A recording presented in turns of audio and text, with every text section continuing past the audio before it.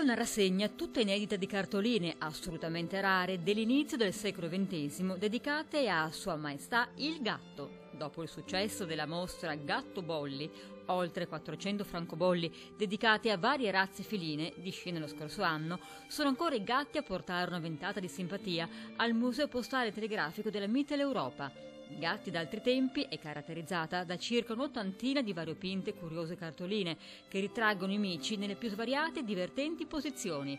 Cartoline, oggetti postali, dai colori delicati e con la calligrafia di un tempo testimonianza di un'epoca passata, dove spesso i sentimenti, messaggi e passioni venivano affidati a piccoli capolavori di grafica sopravvissuti a due guerre.